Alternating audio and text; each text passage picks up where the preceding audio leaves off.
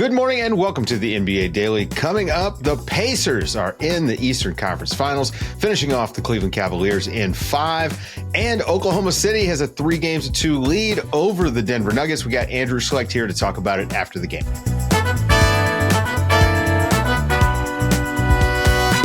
Wow, we are moving along in the playoffs. Zena, Keita, I'm Dave DuFour. Zena, the Pacers are the first team to make the conference finals. What do you think? Just initial gut reaction to the Pacers making a second consecutive conference finals. They deserve it, Dave. I think if you're looking at all the teams in this playoffs, who is the most consistent to what they look like during the regular season?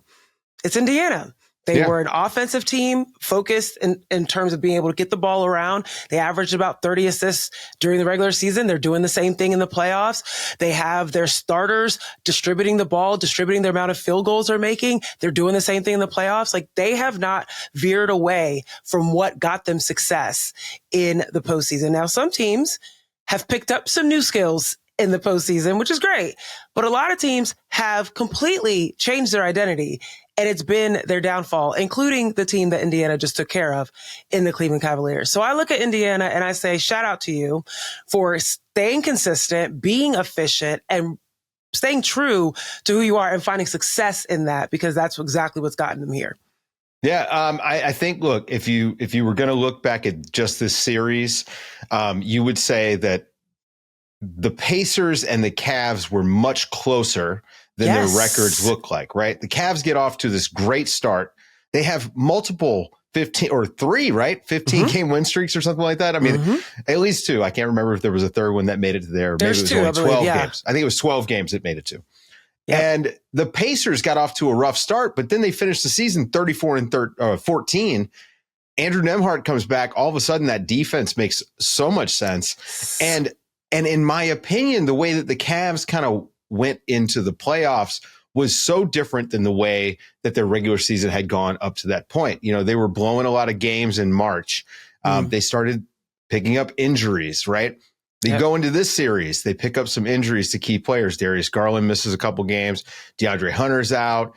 Evan Mobley was out. And then you see in this game, you know, last night, man, they've really missed Evan Mobley, and they missed him being 100%. And I mean, he made a big difference, but it wasn't enough to keep him in the series. Cavs kind of ran out of steam, but Indiana won this series, right? They were the better team. I thought they were the better team in pretty much every single game, even the one that they got blown out. I thought there was a lot of stuff that was positive for Indiana outside of Tyrese Haliburton having a really awful game.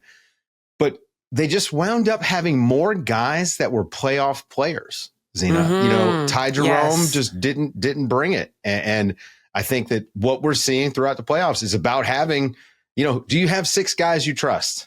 Facts. I literally can tell you the numbers. I mean, we can go down the list of the actual players, but let's look at from team perspective. The Cavs had every opportunity to get this done. It's just a matter of who could execute in those opportunities. The Cavs attempted 47 more free throws than the Pacers, and they made 39 more. That's awesome. But then when it came down to their actual scoring, do you know that Donovan Mitchell in this series attempted 125 field goals? The next highest number, 57 attempts. On the Indiana side, it was Tyrese Haliburton, Miles Turner, Andrew Nembhard, Pascal Siakam, all were at about 100 or more, evenly distributed, right? It became this ISO show for the Cleveland Cavaliers. And again, that's not what got them there. It was ball movement. It was pace. It was running. And of course, yes, the injuries definitely made an impact, but they were healthy in this game with their backs against the wall. And again, what you saw was the game had to be carried by Donovan Mitchell. And I got to give him credit, because that man was exhausted in this game and still was making tough buckets, was making sure that he made up for the 3 free throws that he missed at the end of the game, got that big bucket to keep it open for them. And still, Darius Garland goes on the other end of the court, makes a foul, gets Indiana back to the free throw line. There was just so many moments in which they could not execute in the opportunities that they had. Yeah, I mean, they missed Garland, right? Like Garland in his fourth quarters, he won them a lot of games, games that they had leads, right? Like he would come in and slam the door shut. And on the other side, right, Tyrese Haliburton has a monster game. Yes. Never looked tired really in this series, right? Like you think about how injured he was last season, how he looked injured to start this season and was inconsistent. He didn't really look tired. He had 31 points. Pascal Siakam had 21. Haliburton getting off the ball and being able to move off the ball with Nembhard on the other side, who is still a threat to score. I mean, that's the difference, right? And if Garland had maybe been 100%, there's a world in which he's able to provide the same sort of release for Cleveland. But the truth is, the Pacers kind of had the Cavs number all year, and Garland was a big piece of that because I do think that the size and the activity of the Pacers really bothers him. I mean, he's a small guard and he kind of plays small. We've been talking about depth all year long, right? This is going to be the biggest test when it comes to the playoffs is who can play small ball well, who can shoot threes, and who's got some serious depth. And you saw that absolutely in the backcourt of Indiana in Tyrese Haliburton be able to play off of Andrew Nembhard, who required just as much attention on defense as a Tyrese Haliburton did. So they could share that load. Whereas Donovan Mitchell, it was too predictable of an offense. You knew he was going to be the focal point. And so Indiana could really kind of focus in on that. I don't want to discount just how versatile Indiana's defense was, as if it was just Donovan they had to guard, because Evan Mobley was huge in this game too. But then that shifts my attention to the depth again, because the big men for Indiana showed up in a way that all year long, I was one of them. I talked about the two-headed snake in the backcourt and the two-headed snake in the front court for the Cavs. And in this case, it was the two-headed snake in the front court and backcourt for Indiana that showed up. Miles Turner hitting some big shots. And then again, you could go down the roster. Even Chris Bryant making some really big plays down the stretch. I mean, they showed up, they executed. And again, they stayed within character of themselves. Like, you look at the way they distributed the ball in this series. Andrew Nembhard, Tyrese Haliburton, between the two of them, 139 assists. Donovan Mitchell and the next best assister on the team was Max Strus, 70. Yeah. Like the connectivity that we saw all season long with the Cavs did not show up in this moment when they needed the most out of their players. And I think that is so indicative of why Indiana can go far, is because they could, in the moment of pressure, in a moment of trying to end someone else's season, such a big game on the road, could stay true to who they were and execute and get the win. It was really impressive by the Pacers. Yeah. And honestly, it's going to take them far. We'll see. I'm glad you mentioned Miles Turner, because he's a little bit of a forgotten guy there. But he might have been the key to them winning the entire series. Number one, his ability to hit above the break threes. It just makes so much sense for the way that they play offense, right? Yes. So that's right. Yes. He gets to trail the play when they're in transition, and he'll just bomb away. But the other thing is, he played bigger this season. He played bigger. He's played bigger so far in the playoffs. He's been more aggressive offensively in the paint, drawing fouls. So anyway, hats off to the Pacers. And on defense. Well, yes. On defense, but rim pressure has been great. Amazing at blocking shots. Right. Of course. Hats off to the Pacers. We don't know who they're going to play yet, although it does look likely that they're going to meet the Knicks. But you know what we do around here when the team gets eliminated? We have to start thinking about their summer. And the Cleveland Cavaliers are a very interesting team. They had the best record in the Eastern Conference. They were the 1 seed. This is a disappointing finish, but you have 4 really good players. I mean, Donovan Mitchell is, a perennial all-star, all-NBA level guy. Evan Mobley just won Defensive Player of the Year. Do you run it back just like it is? Or, Zena, did you see some warts in this playoff run that you think that maybe they need to address? They got some gaps. They definitely have some gaps that they need to fill, particularly on their wings. I think DeAndre Hunter joining the team mid-season was a positive, but they didn't have enough time to really integrate him as being someone that could, in the moments that Donovan is putting up 125 field goal attempts, DeAndre Hunter to come in and kind of take off that load like he was doing in Atlanta for Trae Young.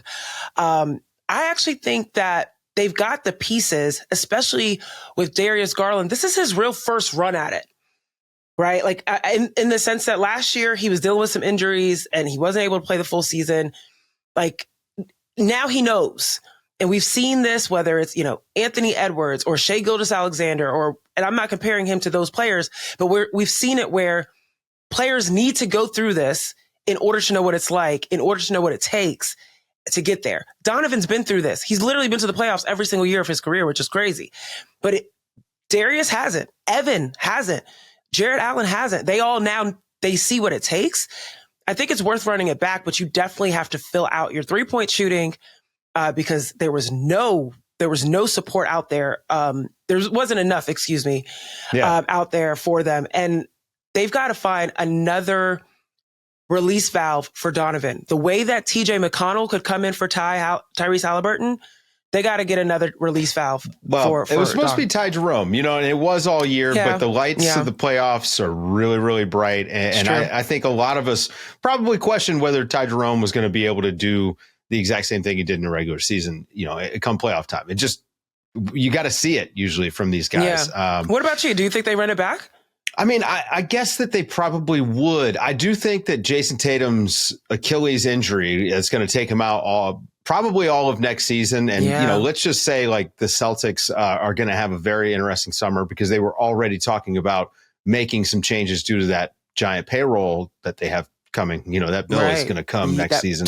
So tax is crazy. I think that, if you're the Cavs, you probably, listen, you have to do due diligence and you have to look around. They have to kick the tires on Giannis, for instance. Like you have to do those things. I don't think that they need to do any sort of massive move, wholesale change. I'm with you. I think you try to get the bench better. You sell the idea. Hey, look at the run we just had. Come be a part of it. There's a guy that's in LA, right? That maybe would like to come home and would fit right in as another playmaker. And it just seems like if a guy who had played 20 seasons was going to wind down the last few years of his career, go into the Eastern Conference where you don't have a lot of talent, you don't have a lot of stars, you've got an easier path to the finals, and you kind of have a team sitting there that is maybe you could plug and play on. So maybe we just start those rumors. What do you think? Like LeBron return home 2.0. I mean, that would be fun, right? But I don't know. Honestly, I think that they're in a weird spot, and this is going to be a crazy summer because everyone's going to be active. I think we all assume Giannis is moving, and we know KD's going to move, and who knows what Boston's going to do. So I'm looking at how they finished these last 5 years, going back to the 2020 season, even go back to 2019, 2020 season. 5 in the league, 5th or 4th, then 3rd, then 2 years at number 2, and then finishing at 1 with the 64-18 season.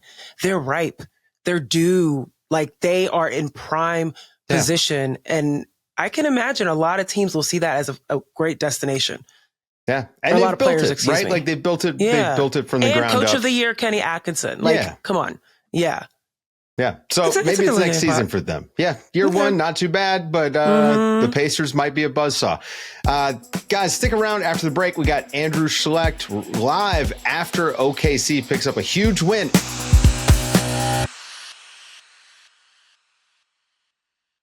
The Oklahoma City Thunder survive an insane Nikola Jokic game to go up 3-2. Andrew Schlecht joining us, still in shock from that game. What was it like being in the building for the last 5 minutes of that game? It was just back and forth, big shot, big play. Must have been fun. It's all you can ask for as an NBA fan. Like to be in the building for a game like that where it's hanging in the balance. You have literally the number 1 and number 2 guys in MVP, trading shot for shot. Jokic hits this off balance 3 with minute 40 left to tie it at 103. And it felt like this is anybody's game after that one went in. Yeah. And so it was really fun. I mean, the crowd in OKC was wild. I had friends texting me that people were chanting in the streets, OKC, going out here. I mean, everybody was so hyped. This was a game they needed. You know, a year ago, they lost Game 5 in this building to Dallas, and that really effectively ended their season. You know, they go and they end up losing Game 6 in a heartbreaker, but you know, this is a big game, and you don't want to lose it at home. And so it felt like most of the night, it felt like this was not OKC's night. They turned it around about the 8-minute mark of the fourth quarter is when they turned it around, and it looked like Denver was pretty gassed, and OKC had a lot more to give during those moments. So, you know, they ended the game 28-13 in the final 8 minutes of the game. And, you know, that it was big. And I'm sure we're going to talk about Lu Dort, but like Dort was really the catalyst to start that run. A tale of two Dorts. Tale of two Dorts. Honestly, like Lu Dort went from me saying, wow, they can't go back to Lu Dort. Why is he starting the second half of this game? They can't go back to Lu Dort, to hitting the three biggest shots of the game that gets OKC back in it. And look, this is, again, Mark Daigneault. I'll apologize for questioning it. This is why you stick with your guys, Zena. This is the old ball coach thing, right? You stick with your guys and it pays off. And Dort was incredible.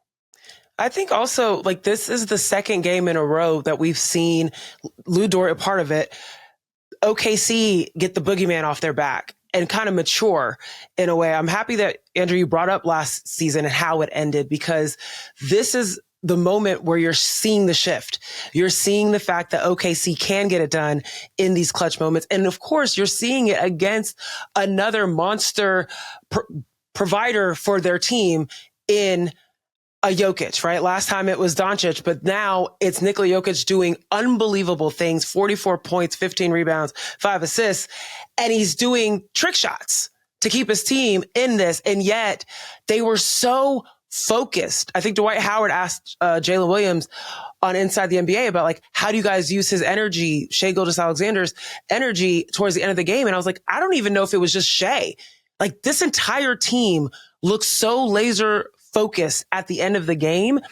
And this is the sign of where they are now, how they've shifted. Like, does it feel as if they've like babies grown up in front of your eyes, Andrew? Yeah, it does a little bit, because, I mean, you look back at Game 1, where not only the players, but the coaching staff too kind of felt like they gave Game 1 away. Correct. Right? Made the mistakes. Yep.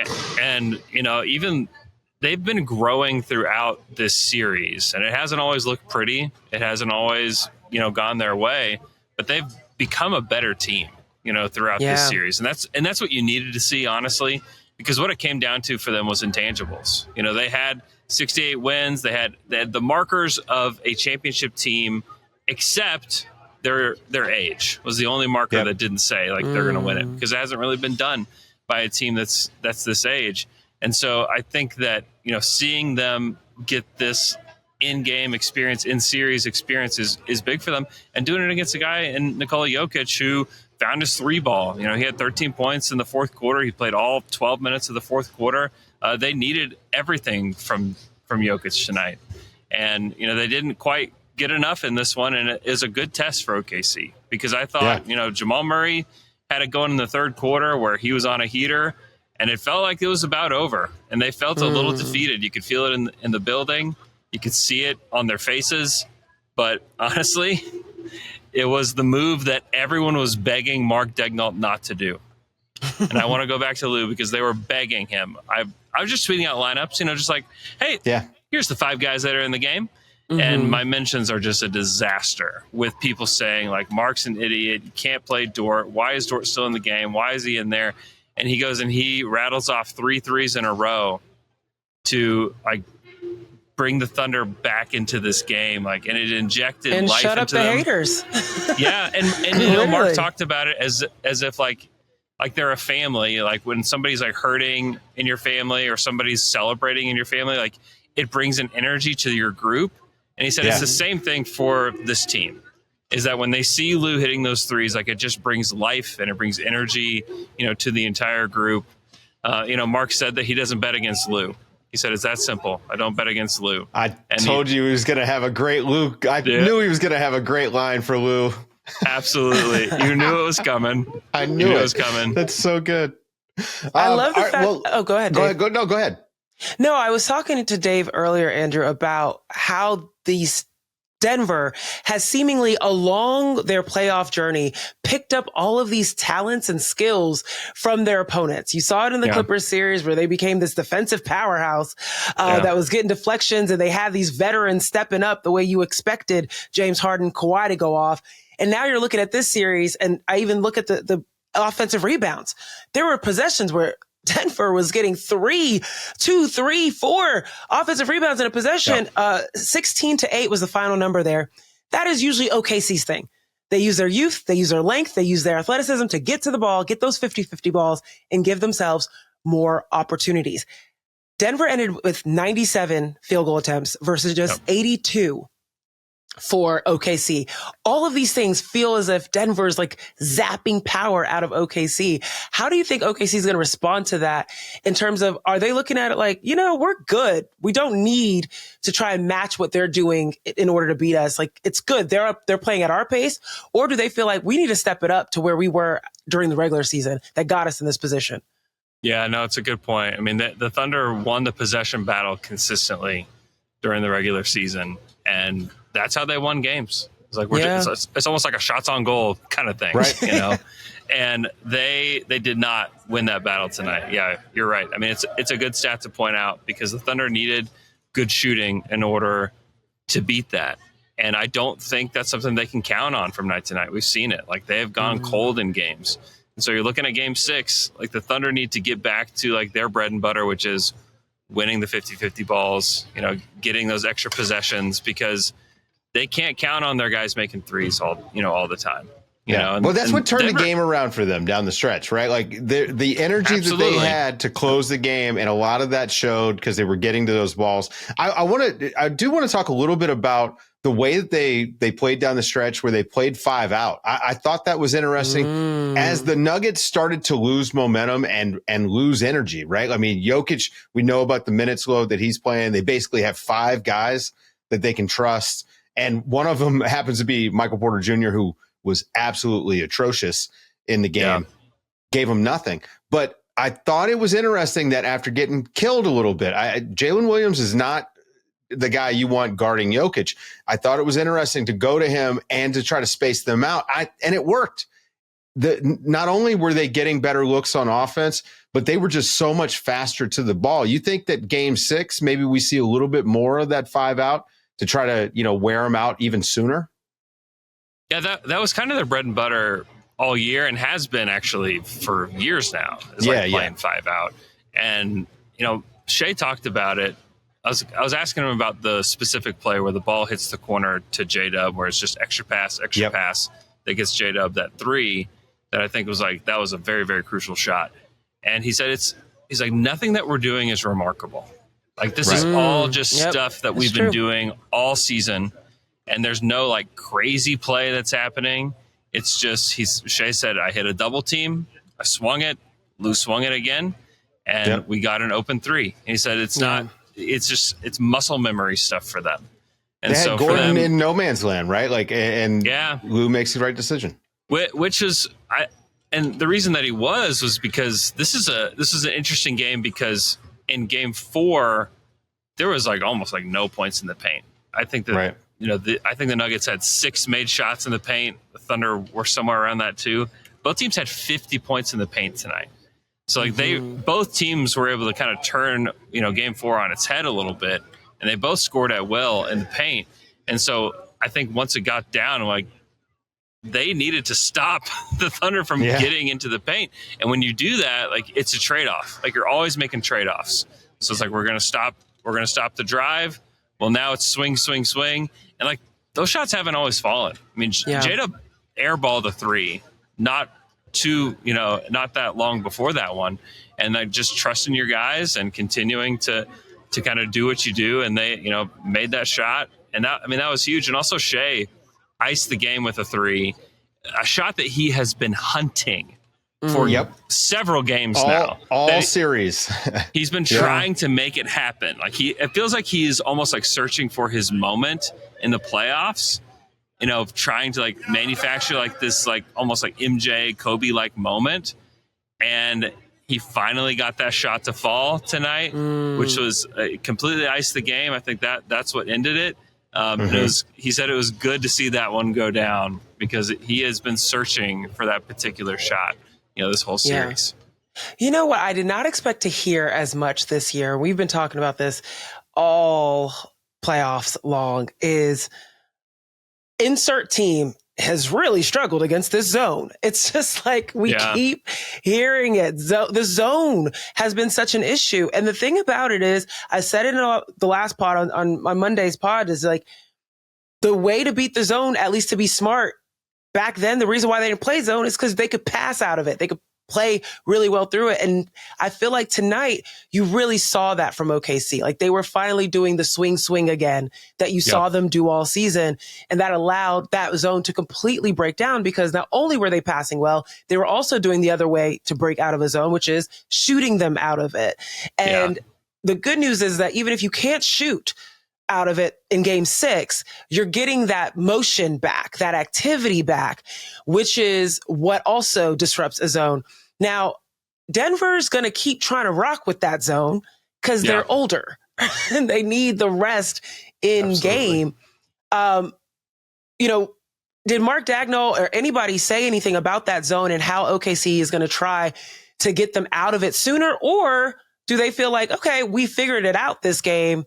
Let's let them do their thing. Let them use that as a crutch and we'll just exploit it next time. Yeah, I think the Thunder have been able to exploit that zone throughout the series, but it's a shot variance game for them.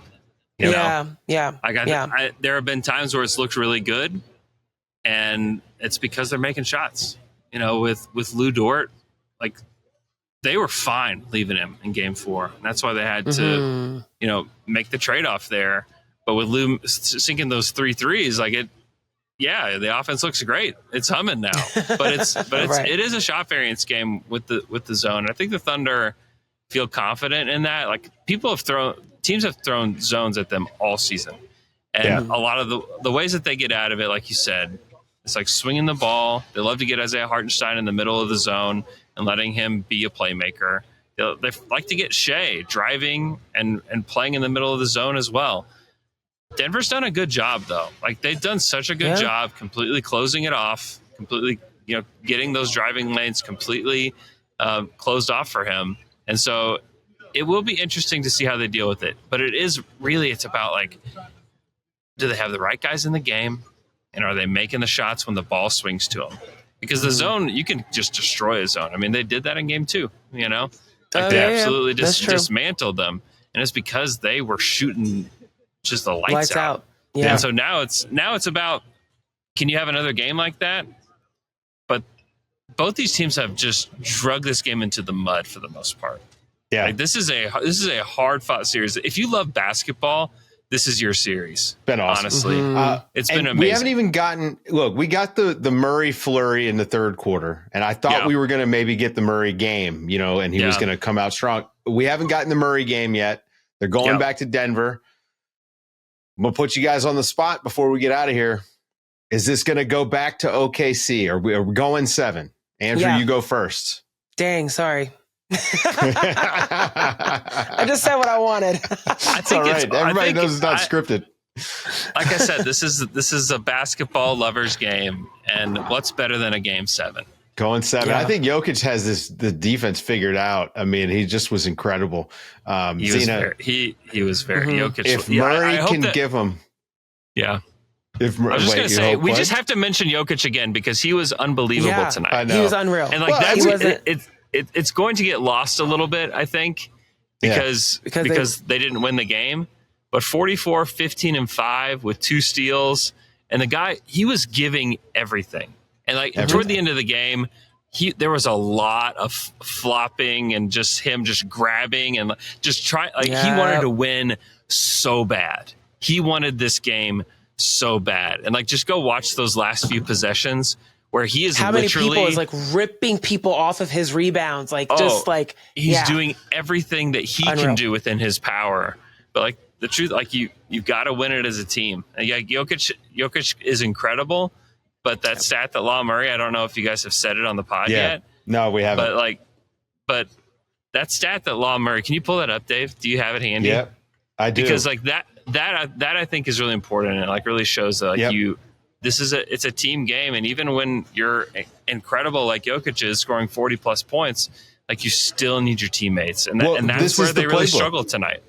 The playbook for beating the Nuggets, make Jokic score. It's his 7th career playoff game with 40 or more points. The Nuggets dropped to 2-5 with the loss to OKC in those 40-point games. And I'll follow that up with the fact that outside of Jamal Murray, Jokic, and Gordon, the only 3 players for the Nuggets that were above 10 points, the rest of the team combined for 7 of 32 from the floor. Whew. Yep. They got 3 guys. It's not even 5. Yeah. They got 3. Yeah. All right. Well, we got 3 people right here. Good show, guys. We're going to get out of here. For Andrew Schlecht and Zena Keita, I'm Dave DuFour, and this has been the NBA Daily. Thanks for waking up with us.